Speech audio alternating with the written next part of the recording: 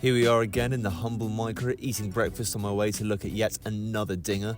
This one was just over an hour away, so not too bad. And what's the car of choice? Another Fiesta. They're great sellers, easy to work on. This one was a little rough around the edges, but I did see the potential profit. Here she is, the next purchase. 2003 Ford Fiesta, needs a clutch doing, needs front brakes looking at as well. It's a tiny motor. Apart from a little ding, she's all right. The clutch on this is about to go and it is so high. So we're gonna use just first gear and then float the gears all the way back home. I knew the clutch was about to go, but I didn't realise that it was 3.8 miles about to go. The clutch is completely gone. I made it about 5 miles, so I'm just waiting on recovery now. Okay, here's the situ. I can't get a recovery, so I'm gonna run back to my car, which is 4 miles that way, drive home and get it tomorrow when I can recover it. So at this point, I even debated buying a recovery truck. It would have been a worthwhile investment, but I just didn't have the funds. Eventually though, somebody did end up recovering it. And of all the quotes I got, this guy was the only one willing to recover it without the key, saving me a 2-hour round trip. And he even gave me the live location as he was dropping it off. Top bloke. 10 out of 10 service. Back in the workshop, we're already 100 quid down, but it was a very reasonable price, and at the end of the day, I didn't really have a choice. But as usual, wasting absolutely no time, getting into it. Just been removing everything here so I can actually get access to the gearbox.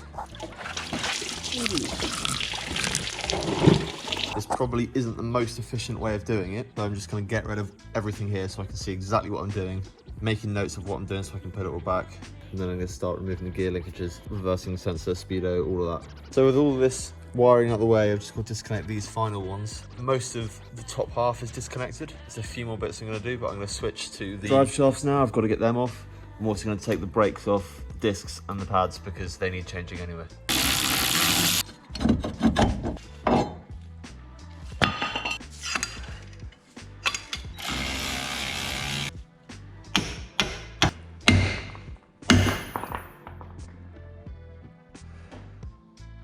Question for the designers at Ford: are you smoking crack? Look at this thing. Ready? The axle bolt. It's comprised of 4 separate individual thin nuts. They're like borderline washers, and they've all got thread inside of them, and they have to layer up in a certain order in this thing, which then goes on the axle. I've just pissed oil everywhere taking the other drive shaft out. But with the drive shafts out, I'm getting ready to remove the gearbox by taking the bell housing bolts off and undoing the final gearbox mounts, which is why I've got an engine crane supporting the engine and box. The gearbox itself is a bit of a hassle to come out. It always fights with the subframe.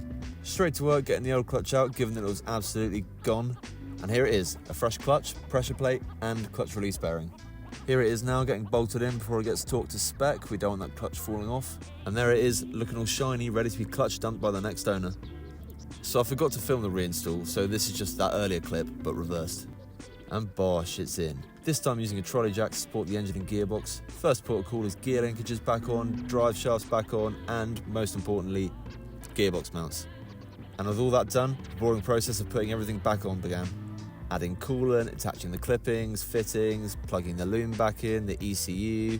And then I got bored, so I decided to see what would happen if I hit the copper grease spray.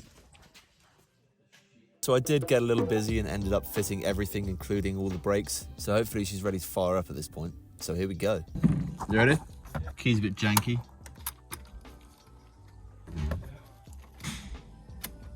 The hell was that?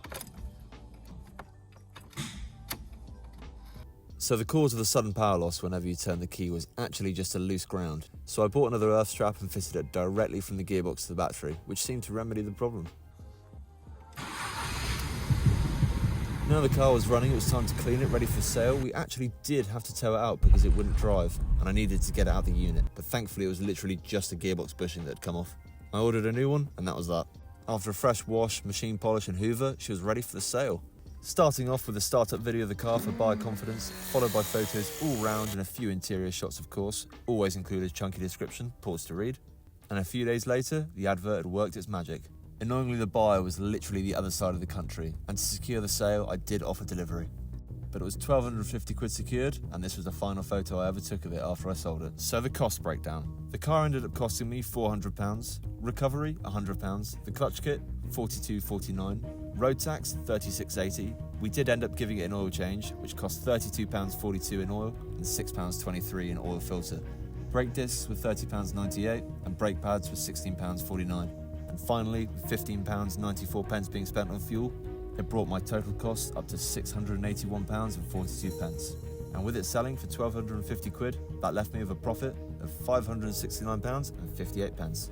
If you've enjoyed this one, I've done loads of others on my channel, check it out.